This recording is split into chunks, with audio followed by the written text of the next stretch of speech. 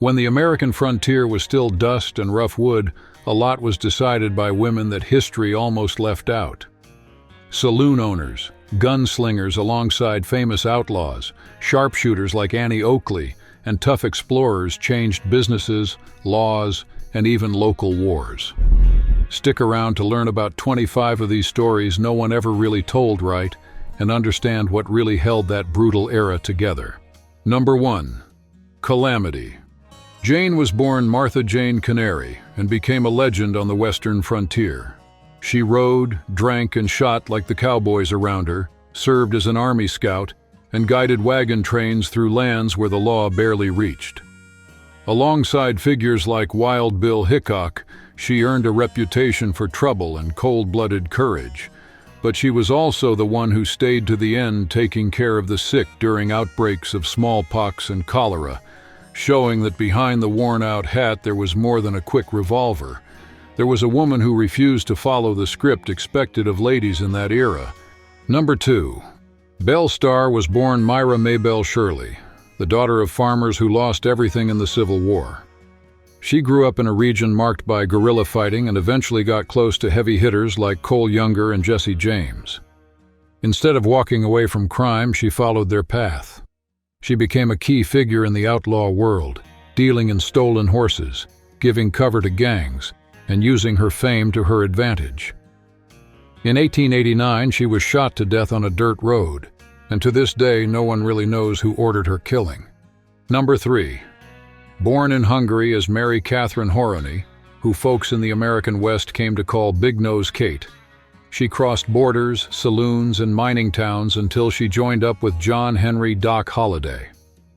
She made a living doing jobs people looked down on, but she knew how to listen in, keep secrets, and handle herself. She even set a building on fire to help Doc break out of jail. In a time when plenty of people disappeared without a trace, her name kept showing up in the stories traded across bar counters. Number 4. Born Phoebe Ann Moses, Annie Oakley became a nationwide sensation after joining Buffalo Bill's Wild West show. In front of packed crowds, she'd shoot cigars out of volunteers' mouths, hit coins tossed into the air, and aim backward using a mirror's reflection. Senators, generals, and even heads of state stopped to watch the little woman who shot better than most men in the U.S. Army and demanded less talk and more results. A lot of people walked out of her shows saying that if she'd been on the frontier, history would have turned out very differently. Number 5. Mary Fields, known as Stagecoach Mary, lived in a time when the West was still being tamed. Born enslaved, she ended up in Montana, working hard in a convent until she took on a job every man knew could get you killed, carrying the mail on routes full of thieves, snow, and wild animals. With a stagecoach, a rifle on her lap, and a cigarette in her mouth, Mary protected every mail sack like it was gold. She was tough in a fight, but known for helping broke neighbors, orphans, and anyone else who showed up at her door. Number 6. Born Carlotta Tompkins, Lottie Dino became a legend at the poker tables of the Old West. Raised in a wealthy Kentucky family, she learned early how to count cards and read people. In smoke-filled saloons, she kept the cool of a pro, and they say she even faced Doc Holliday in long, all-night games. Her nickname, Deno, from dinero, or money, fit perfectly. Wherever she sat, chips changed hands, almost always ending up with her, while tough men walked away quietly, already thinking about their next rematch. Number 7. In Cripple Creek during Colorado's gold rush days, Pearl DeVere became a legend running a pleasure house that looked like something out of a big city. There you'd find good liquor, good music, and clear rules, which drew in minors with full pockets and important big shots too. Pearl didn't treat the women like something disposable. She paid them better, gave them decent rooms, and made sure they had a doctor, rare for the time. When she died young, the whole town felt it, and plenty of men helped pay for her funeral as a sign of respect. Number 8. Laura Bullion grew up in Texas and, while still young, joined Butch Cassidy and the Sundance Kids gang, the famous Wild Bunch. She wore men's clothes, changed her name, and traveled by train to help with bank and train car robberies. When she tried to spend marked bills after a big heist, she was arrested in 1901. She served her time, walked out quietly, and spent the rest of her life in Memphis working as a seamstress. To her neighbors, she was just a discreet lady with no past. Only after her death did newspapers remember who she had really been. Number 9. Etta Place was the woman who rode with the Sundance Kid and Butch Cassidy's gang at the height of the Old West. Almost no one knew where she came from, only that she was a good shot, spoke little, and seemed used to danger. When the gang started being hunted, rumors spread that she escaped to South America, far from U.S. law. Some swear she became a boarding house owner, others say she died on the run. The funny thing is, no one can prove anything, and that's what keeps her story alive to this day. For many, she's the picture of a woman who chose to live outside the rules, no matter the cost. Number 10. Madame Mustache, the queen of the gambling tables in the West. Born Eleanor Dumont, she became a legend in the saloons of Nevada City, California, where men traveled across half the country just to sit at her blackjack table. The nickname came from the faint mustache people whispered about, but no one dared criticize. She gained money, respect, and enemies. When her luck turned and the debts piled up in 1879, she chose to leave the stage for good, leaving behind a story that still intrigues anyone who loves the Old West. Number 11. During the Civil War, Cathay Williams, a black woman born enslaved, decided to do something unthinkable for the time. She cut her hair, put on a uniform, and enlisted in the Army as William Cathay.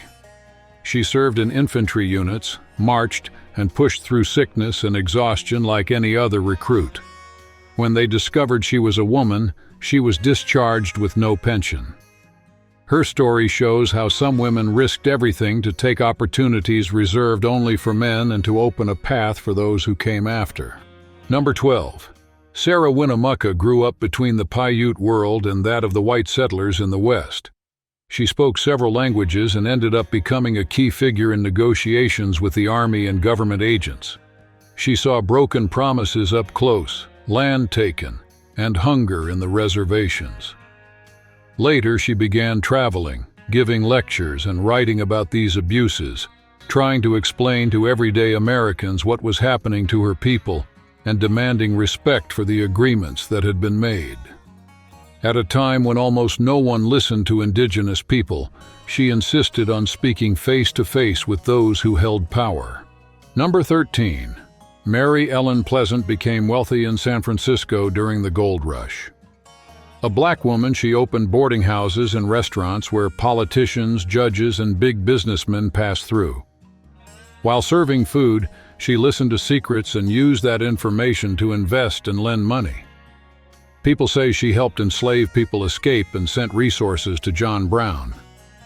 No one knew for sure where she came from or how much she had, and that mystery made many people call her, with both respect and fear, Mammy Pleasant. She also took legal action against racism on the city's streetcars. Number 14. Pearl Hart was born in Canada at the end of the 19th century and grew up hearing stories about the American West in saloons and newspapers. As an adult, she dropped everything and went to Arizona, where she teamed up with Joe Boot. In 1899, the two stopped a stagecoach, pointed their guns, and took the passengers' money, giving back just enough for them to get home. Arrested and put on trial, she became a newspaper sensation and got out of prison after only a few years, a rare woman tied to a famous Old West robbery. After that, she disappeared from the records, adding even more mystery to her name. Number 15. Elizabeth Baby Doe. Tabor was a young woman from a humble background who married the silver millionaire Horace Tabor in Colorado. Overnight, she entered high society, balls, fancy clothes, everything money could buy. When the price of silver collapsed, the fortune disappeared. Horace died broke, and Baby Doe chose to stay at the old matchless mine with almost no food or heat, holding on to the past. Her story became a classic example of rise and fall in the American Old West. Number 16. They called Alice Ivers Poker Alice. The daughter of British immigrants, she learned quickly that in the Old West, anyone who knew how to play cards could make a living. She ran tables in smoke-filled saloons where colonels, cowboys, and gunmen sat side by side. One tense night, a drunk soldier went after her and her crew. Alice pulled her revolver and fired first. The jury ruled it self-defense, and she walked out even more respected in the frontier towns. To this day, plenty of folks in the countryside still tell that story as a warning. Number 17. Ellen, Cattlecate. Watson came to Wyoming like many people of the Old West. She wanted a piece of land, a few head of cattle, and a decent life. When she started growing, buying animals legally and fencing her homestead, she ran into trouble with the big ranchers, who had more power than the law. They painted her as a thief, gathered an armed posse, and without a trial, hanged Ellen and a neighbor. Years later, documents and testimonies showed that the accusation was a setup to get rid of a small rancher who was getting in their way. Number 18. In 1870s Kansas, the Bender family ran a small roadside inn, a mandatory stop for anyone crossing the Old West. A lot of people walked in and were never seen again. While John Bender and his son did the heavy work, it was Elvira who planned everything, picked the victims, and figured out how to make the bodies disappear. People said she had a short temper and a reputation for being a witch. Sheriffs and bounty hunters searched the whole area, but to this day no one knows whether the Benders were killed or whether Elvira and Kate vanished into the world. Number 19. Margaret Tobin Brown, the unsinkable of the Old West.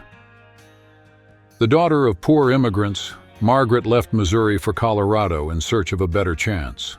She married a miner who struck it rich with silver, and in Leadville she became known for helping widows, orphans, and miners in trouble.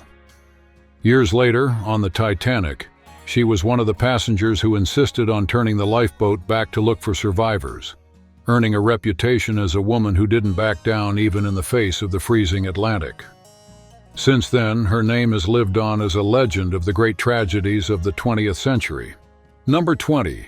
Susan Anderson, known as Doc Susie, became a legend in the Colorado mountains in the early 20th century. While many doctors stayed in big cities, she rode on horseback through snow, ice, and narrow trails to treat miners, loggers, and isolated families. Many times she worked alone, with little light and almost no resources, making split-second decisions that meant the difference between life and death, and earning a respect that lasted for decades. People who saw her riding through that lonely landscape said she was a bit crazy, but they knew that without her, a lot of folks wouldn't have survived. Number 21. Even at the tail end of the Old West, Rose Dunn became famous as the Rose of Cimarron.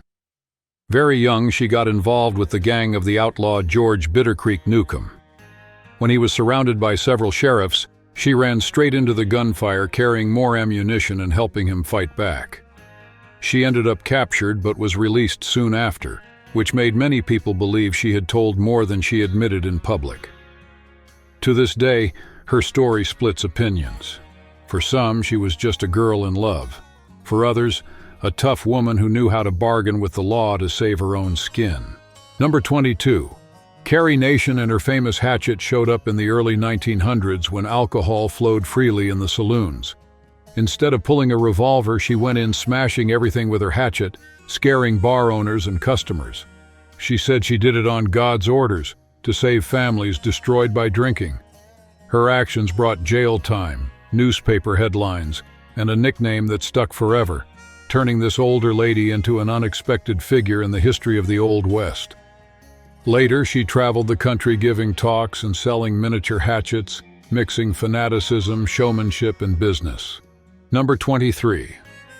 At the height of the Old West, Sister Blandina Segal left the convent and ended up in New Mexico, teaching children and caring for the sick in towns full of gunmen. When men connected to Billy, the kid promised to finish the job by killing a rival who'd been shot. She walked into the wounded man's room, faced the gang head-on, and told them that revenge fixes nothing. The story spread through the saloons.